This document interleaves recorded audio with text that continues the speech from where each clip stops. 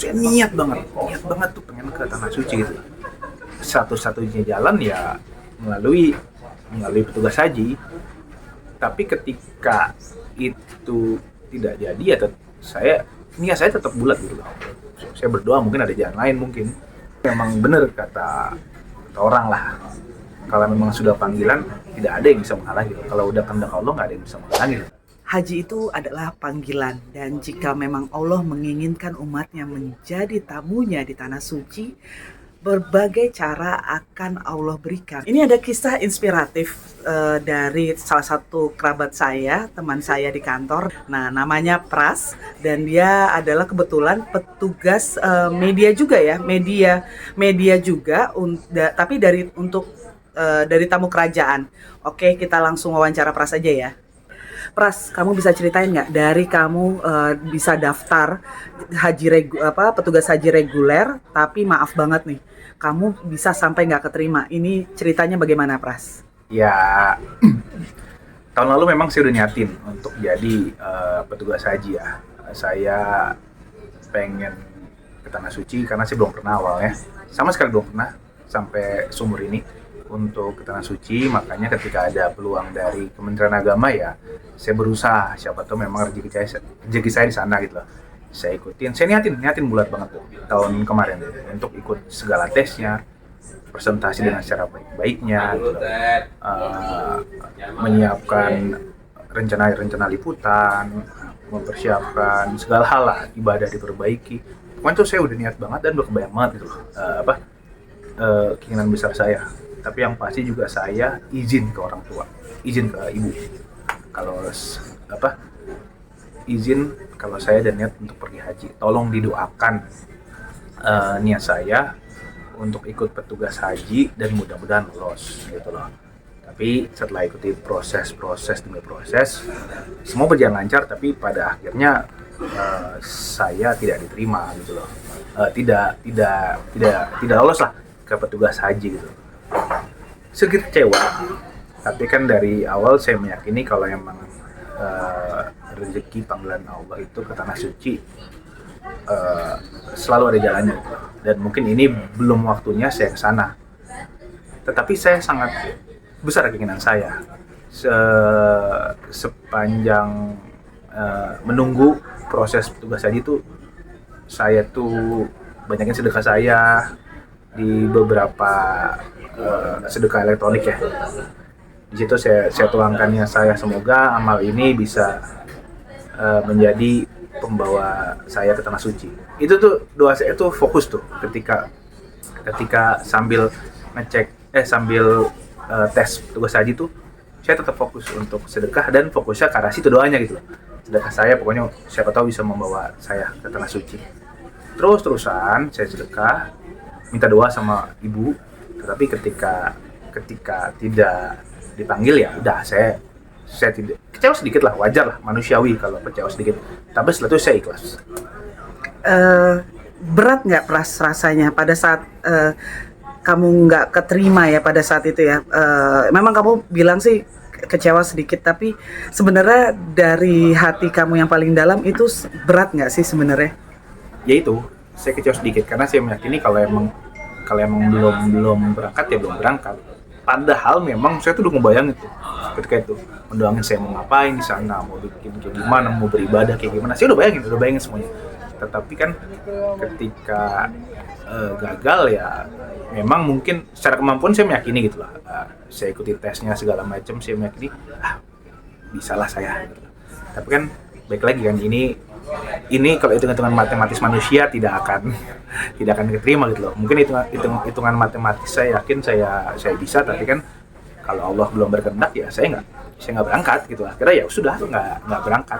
Kecewa sedikit, tapi ya udahlah, saya coba ikhlasin, tetap berdoa gitu aja. Tapi Pras punya hati kecil, bisa berangkat nggak nih gue? Bisa berangkat nggak gue? Tetap yakin gitu loh. Saya tuh masih tetap meyakini gitu loh. Karena tahun kemarin tuh saya yakin banget, bukan yakin, saya niat banget tuh pengen ke tanah suci gitu. Satu-satunya jalan ya melalui petugas haji.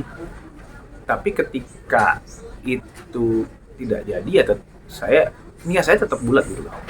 Saya berdoa mungkin ada jalan lain mungkin. Memang benar kata kata orang lah. Kalau memang sudah panggilan, tidak ada yang bisa menghalangi. Kalau udah kehendak Allah, nggak ada yang bisa menghalangi. Tapi ketika saya berniat besar, saya ikhlas, saya minta doa orang tua, saya amal-amalan saya yang saya sedekah, niatnya fokus gitu ya. Saya sedekah untuk semoga bisa sedekah yang nggak banyak ini bisa membuat saya pergi berangkat haji gitu. Saya reguler aja kan, sekarang gampang tuh amal pakai handphone, kirim-kirim, tinggal disisipin niat dan kata-kata. Alhamdulillah ternyata nggak diterima atau nggak bisa berangkat haji nggak pakai jalur Kemenak, saya ternyata dapat panggilan juga gitu loh. Tiba-tiba dalam selang mungkin sebulanan ada yang WhatsApp saya, tiba-tiba boleh minta paspor karena ini ada undangan dari Kementerian Komunikasi Hajinya Arab Saudi.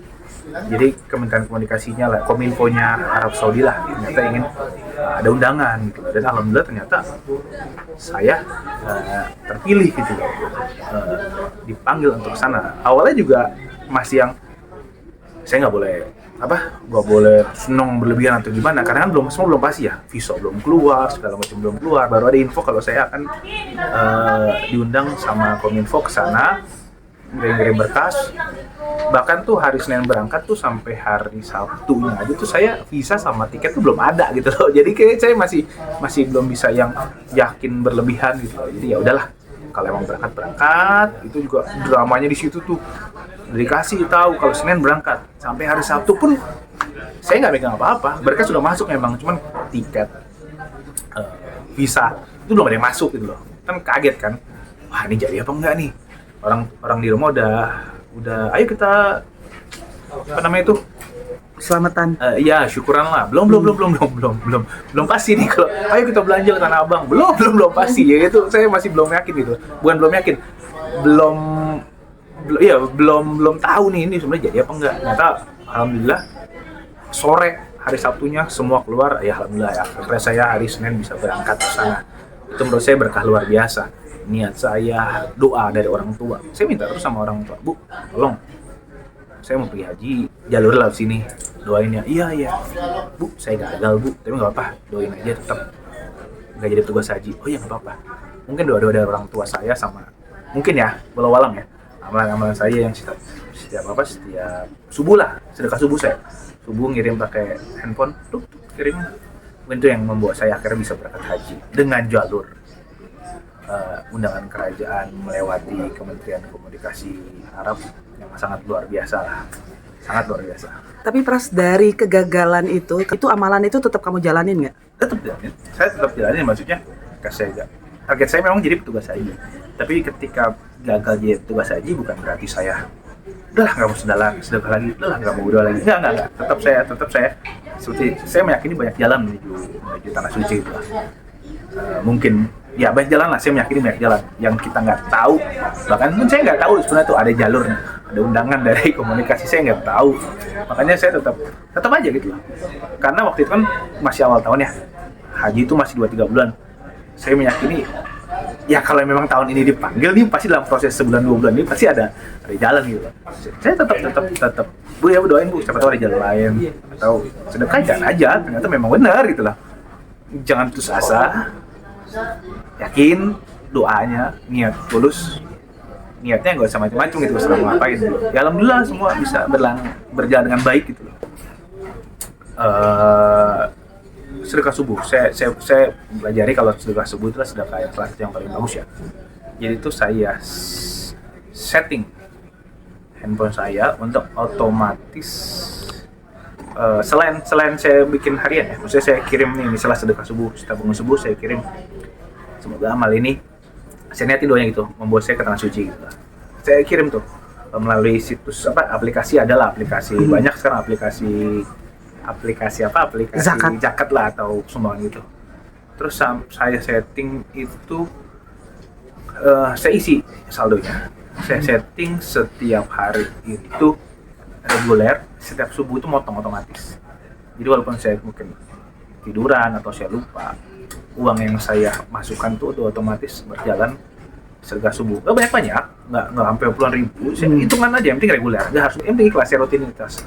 Pokoknya saya setiap gajian saya masukin, otomatis setiap subuh apa, potong, saya setting.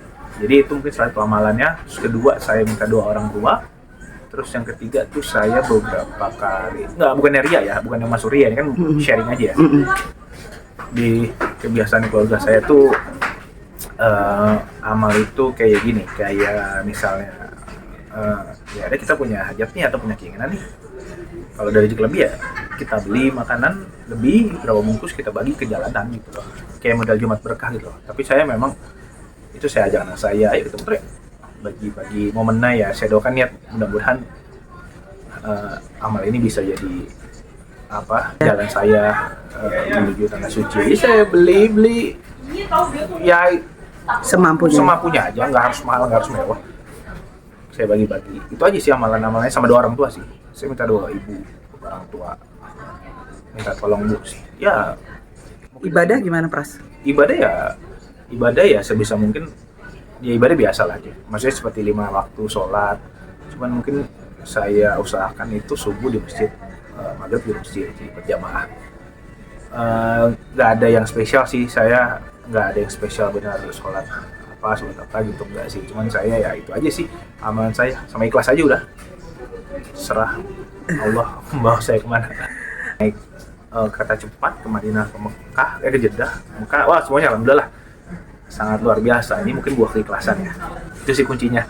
Kalau gagal di suatu hal ya udah jangan kecewa, mungkin Allah sedang menyiapkan hal yang lebih baik dari yang tempat yang kamu gagal. Allah siapa tahu sedang menyiapkan tempat yang lebih baik, yaitu punya saya. Jadi saya husnuzon aja lah sih, segala hal husnuzon.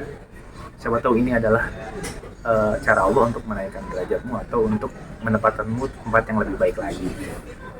Oke, terima kasih, Pras. Oke, sama-sama.